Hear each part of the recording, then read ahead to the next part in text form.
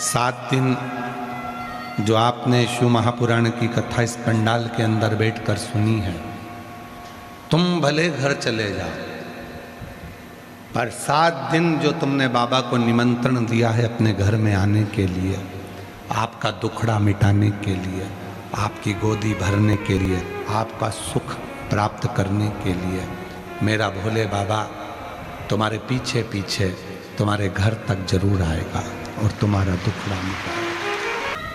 कल एक किसी बहन जी ने कोई मैसेज करा सीहोर, और सीहोर से वो मैसेज आशीष के पास आया और आशीष ने फिर हमें बताया कि गुरुजी बोले कि जब दुख आए तो अपने पुराने समय का जो तुमने सोमवार का व्रत करा है, जो तुमने प्रदोष करी है, जो तुमने व्रत धारण करा है, तुमने शिव जी को जल चढ़ाया है, पार्वती मैया अपने बचपन के किए हुए पुण्य को याद करती है, उससे लाभ मिलता है। तो हम निवेदन करेंगे जिन्होंने मैसेज करा उनको कि आप प्रैक्टिकल करिएगा। जब दुख की घड़ी हो, आपका पूर्व का 1 लोटा जल याद करिए, बचपन में करा हुआ सोमवार का व्रत, शिवरात्रि का व्रत याद करिए, वो आपके स्मरण में रहना चाहिए। कई कहते हैं कि बेलपत्री टूट गई, शिव जी को दें कि नहीं दें, जब वो विष पी सकता है।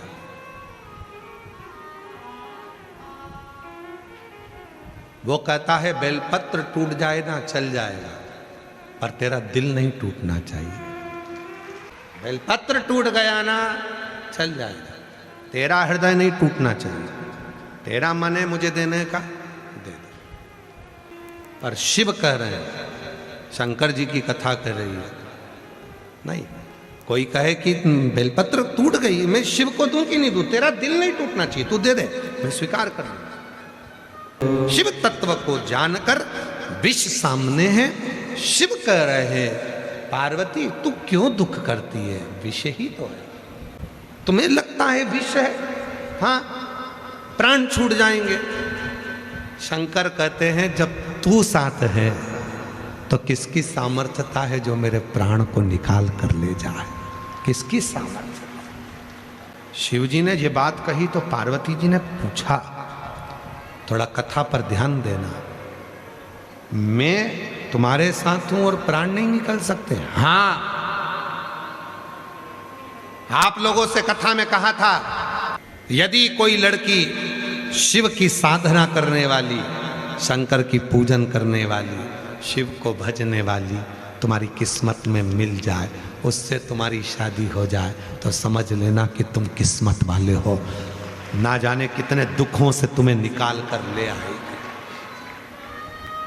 कितने कष्टों से तुम्हें निकाल कर ले आई। पार्वती जी कहती हैं मैं हूं, शिव जी कहते हैं हाँ तू मेरी आराधना करती है, तू मेरी साधना करती है, तू मुझे भजती है, तो किसी की सामर्थ्यता नहीं कि कोई मेरे प्राण को हर कर ले जाए।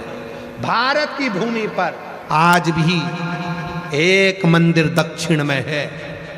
आप लोगों ने भगवान नारायण सोए हैं, लक्ष्मी जी चरण दबा रही हैं, ये तो भगवान के मंदिर देखे होंगे, पर दक्षिण में आज भी एक मंदिर है भगवान शंकर का। भगवान ने जब विष पिया, कंठ में विष पहुंच गया, मां देखकर थकित रह गई, और भगवान थोड़ी सी देर इतना हलाहल विष पीकर भगवान का जब कंठ नीला पड़ने लगा, शिव थोड़े से मौन होकर नीचे की ओर आते हैं। जैसे ही भगवान शिव नीचे झुकने लगे, माँ दुर्गा भवानी, माँ पार्वती ने अपनी गोदी में शिव के सिर को रख लिया। आज भी दक्षिण में, आप भले चाहेंगे तो गूगल पर सर्च करिए, नेट पर सर्च करिएगा, आज भी दक्षिण में शिव का एक मंदिर है जहां शिव सोए हैं पार्वती जी की गोद में, सिर रखा है पार्वती की गोद में। पार्वती शिव को देखकर पार्वती के स्मरण में आ गया। मेरे प्रभु ने कहा था कि एक सौभाग्यवती नारी स्त्री का जब सुहाग अखंड होता है तो पति को भी काल में से खींचकर वापस लेकर आ जाती है। ये हलाहल विष कोई साधारण विष नहीं है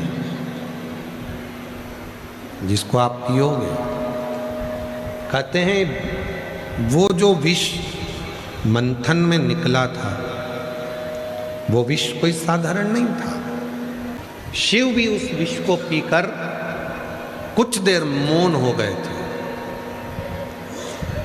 और मौन होकर मेरे भगवान देवाधिदेव महादेव भगवान शंकर पार्वती जी की गोदी में सिर रखकर सो गए थे। एक नारी, फिर निवेदन करेंगे जो पहले कथा में कहा, फिर कहते हैं, एक पुरुष जब कोई व्रत करता है, उपास करता है, तो उस उपास का फल उस पुरुष को मिलता है। पर एक नारी जब कोई व्रत करती है, एक स्त्री, एक लड़की, एक नारी जब कोई व्रत करती है तो उसका फल मायके की भी 71 पीढ़ी को और ससुराल की भी 71 पीढ़ी को प्राप्त होता है। दोनों, ससुराल में भी और मायके में, दोनों जगह पर मिल रहा है।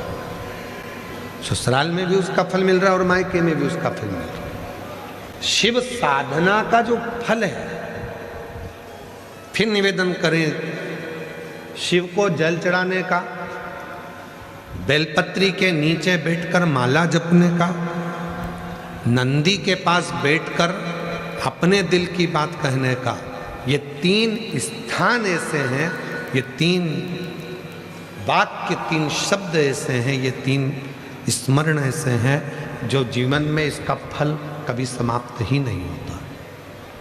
पहला शिव को जल चढ़ाना, उसका फल आज नहीं तो कल मिलेगा जरूर और तुम्हारी जिंदगी सार्थक जरूर हो। दूसरा, बेलपत्र के वृक्ष के नीचे बैठकर यदि तुमने कोई मंत्र जपा है, कोई साधना करी, कोई व्रत कर, उपास कर, कोई साधना करी है, कोई व्रत करा है, कोई उपास करा है, या कोई मंत्र जप करा है, या किसी भूखे को भोजन कराया है, प्यासे को पानी पिलाया है, तो उसका फल जरूर। और तीसरे नंबर पर है नंदी के पास में बैठकर, नंदी के पास जब हम एक लोटा जल या बेलपत्री के नीचे बैठकर जो हम बात कहते हैं, बेलपत्री के नीचे बैठकर जो हम तप साधना करते हैं, या नंदी के, जो नंदी का पांव, आगे का पांव एक नंदी का ऊपर उठा हुआ होता है, उसके पास में बैठकर जो हम बात करते हैं वो हमारा शिव स्वीकार करता है, भगवान शंकर उसको स्वीकार करते हैं, शिव उसको स्वीकार करते हैं, शंकर उसको स्वीकार। और मेरी जितनी जीजियां बैठी हैं, जितने मेरे जीजा बैठे हैं, जितनी मेरी बेटियां बैठी हैं, बेटा बैठे हैं, जितने मेरे बुजुर्ग माता पिता बैठे हैं, उनसे निवेदन करेंगे तुम्हारी जिंदगी में भी यदि कोई ऐसा दुख, ऐसी तकलीफ, ऐसा कष्ट अपने जीवन में यदि आता है तो ये 3 बातों का स्मरण करें, 3 बातों को अपने भीतर उतारे। 1 लोटा जल शिव जी को, 1 लोटा जल शिव जी को समर्पित करें, बेलपत्री के वृक्ष के नीचे बैठकर थोड़ी सी साधना करें, थोड़ी साधना, मंत्र जाप करें। श्री शिवाय नमस्तुभ्यं, श्री शिवाय नमस्तुभ्यं, श्री शिवाय नमस्तुभ्यं, श्री शिवाय नमस्तुभ्यं, श्री शिवाय नमस्तुभ्यं। निवेदन, नंदी के पास बैठे हो तो भी शिव से अपने मन की बात कहो। शिव के मंदिर में जितनी देर बैठो व्यर्थ की कोई बात मत करो, कोई बात। शिव के मंदिर में जितनी देर बैठो उतनी देर केवल उससे बात करो, उससे बात हो गए। दुख आएगा तो भगवत भजन स्मरण आएगा, जपोगे उसको, भजोगे उसको, सुख मिलेगा। हिम्मत मत हारना।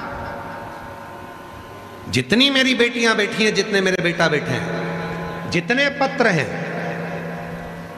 जयपुर में जितने पत्र आए हैं, सारे पत्रों में सबसे ज्यादा पत्र सर्विस के, नौकरी के, सरकारी नौकरी के, बीमारी से अच्छे होने के, बच्चे होने के, बहुत पद।